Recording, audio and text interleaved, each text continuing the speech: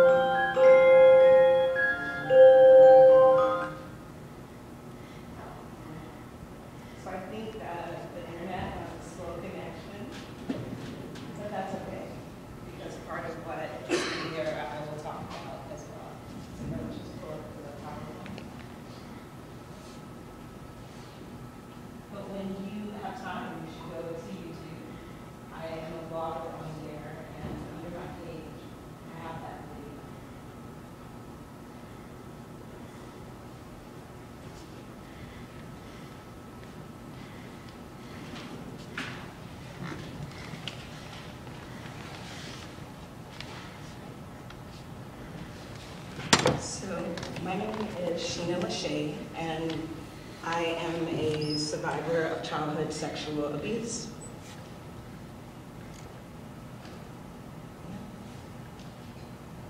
Does it reach this far?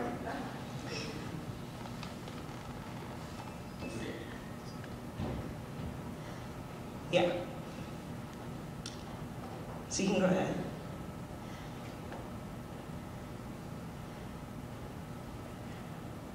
I don't like statistics, is where I want to start, which I know is what everyone is speaking on these things. And I think statistics hold some legitimacy, but I don't like them. I think some of them are lies made up by people who have too much time on their hands. Sometimes I think they play into every stereotype. Sometimes I think they're reading my journal and know my entire story. And then other times I just don't think they're true and that they don't know the whole story. Or I feel like I'm the exception to the rule and I refuse to believe I am, which goes back to the original thought that if I'm not the only one, then they must be lying. So I just don't always like statistics. This will probably get messy for you, so I'm gonna just come over here and I'll speak loud enough. Can you all hear me? These are some of them that I made when I started getting ridiculous, like 500% people will. 12 out of 5 dentists. I just think they're ridiculous sometimes. So even though I don't like statistics, statistically I should be dead. I was born in the 80s at 6 months, which is premature, and during that time, being premature, there wasn't a high rate of survival. My mother was also date raped, and that's how I was born. So statistically, I'm supposed to be dead. As mentioned in my bio, I was raised in a cult, And we know about those weird people raised in cults and their weird leaders and how they're just awkward and special. I was one of those people. I was also homeschooled, and I'm sure you've heard those stories of the homeschoolers and their social awkwardness and the weird way that they dress, and that's how I dress kind of every day, in the oversized clothes. But I was a cool homeschooler, though. I do want to say that. So those statistics do lie, just so you know. I can hold a conversation.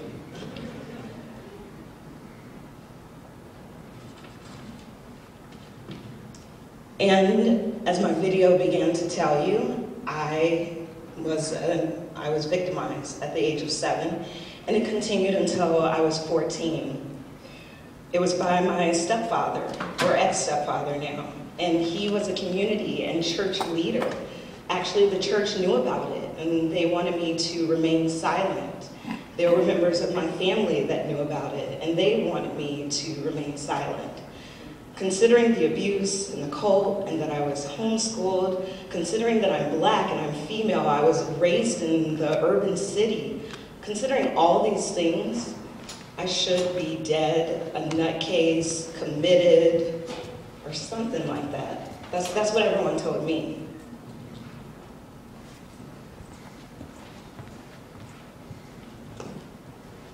Statistically, I should have remained silent, but I didn't. I reported my crime. This is actually part of the second case because they lost my case, but that's another story. He even admitted that he was abusing me as well.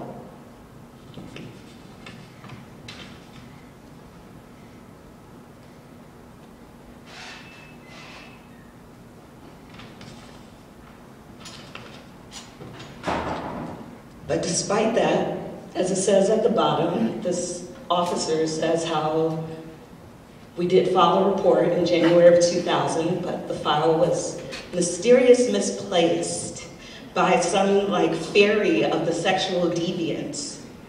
And he never served a day in jail. He's a church leader now, and he teaches teenagers on sexuality. It's interesting.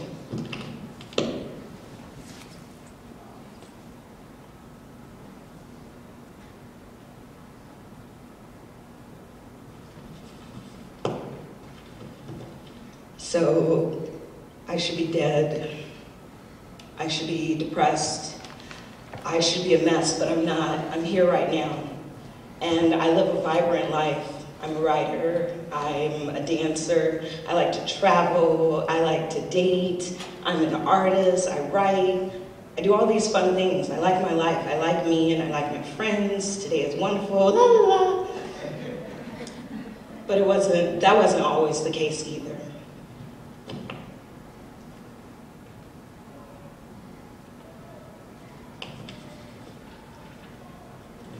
This is my journal from when I was 16 years old. It says 2000, but that's January, you know how you always put the wrong year for the first month, so it should say 01. But first I wrote a poem, and it starts with the night is dark, the clouds have come back, blah, blah, blah. And on the second page, I talk about how I can't believe how close I came to suicide.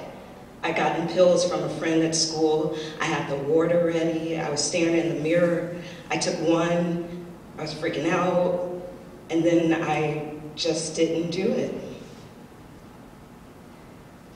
This is another journal from in college. I'd gone to church and this man was like, "You're not a mistake. God knows you from before you were born," all this happy stuff. And it just wasn't working for me. My mom was raped. I am a mistake. She should not have been raped. So nothing this pastor could say could change my mind. It wasn't because I was depressed that I was thinking this. It's just fact. She shouldn't have been raped. And then on the second page, I just talk about how crime lives in cycles and that I'm a crime against innocence.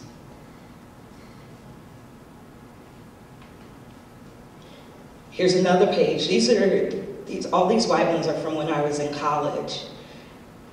This one talks about how I just have this wonderful capacity to turn myself off.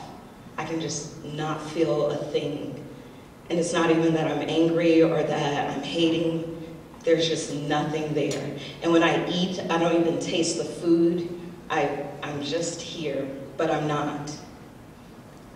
And then on the other page, I was in a Shakespeare class, and I was supposed to be working on a sonnet, but I pretended to be a creature attacking this thing in a bed, and I was like, crap, I'm working out my psychoses in a Shakespeare class. This is not gonna work for me. Like, it's been 5 years since I've seen this man, and still his presence is in my life. Then I wrote my own obituary. And I talk about how I just spent years fighting myself, and I just gave in to the dark side. It was about 10 pages. And I mean, when I die, mine is like taking out all the negative stuff. I would like them to use it, because I think I did a pretty good job. But I wrote it at the time because I wanted to die then. I don't want to die right now. And I talk about how I couldn't sleep. I just couldn't sleep, because that's when the abuse would happen. He would come into my bedroom at night, and he would abuse me. And it wasn't violent. I know we're talking about abuse and violence, and this abuse was not that way. It was subtle. And in some ways, because it was subtle, it didn't hurt. Like, no one wants to say that, but when you're being sexually abused, you get confused because those feelings feel good. And so I just couldn't sleep.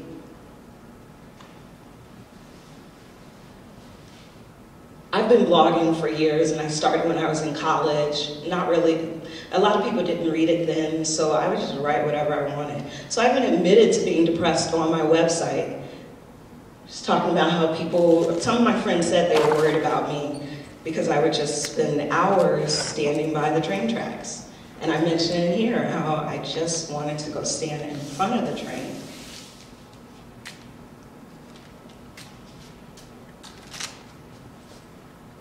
So I had a lot of issues. I was depressed, I was suicidal, I was self-destructive, controlling, manipulative, paranoid. I was anxious and fearful, I was full of shame. I had low self-worth and insomnia.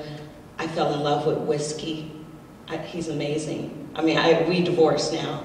But back then we had a wonderful relationship. And I was self-destructive.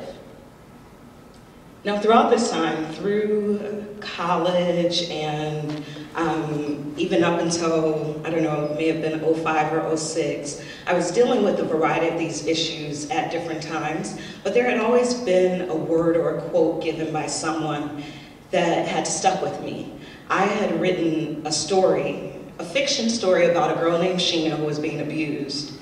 And I gave it to my friend to read, and I remember he came back, and he never showed any emotions. He was a very calm guy, and he said when he read it, he cried and he yelled at God, and that he was so angry. And up until that point, it never even occurred to me that I could be angry at God, because I was raised in the code, and God is fearful and wonderful, and if you get mad at God, you're going straight to hell. So to hear someone say they got mad at God for me, I was like, what? We can do that? I also watched this movie called The Spitfire Grill, and there was a girl that said, do you think that, I'm gonna butcher it, I feel bad, but it's something about, do you think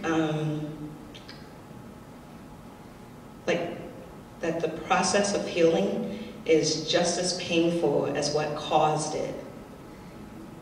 And I was like, wait, that kind of makes sense to me. Because every time I start to even think about these memories, or even just to speak it out loud, I'm just on the floor sobbing. And then when I had told that one friend when he read my fiction story, then I told another friend. And it was just like a little bit of a weight came off of me. And then I was in London, and there was this theater professor that said, we should own the scars in our life. It means that you're still alive. What? No, I'm not. And then there was this other professor that said, we will hurt each other, it's a given. It's what you do afterwards. Wait, I have to work? I can't just stay a victim and be mad at the world? So I started writing about that.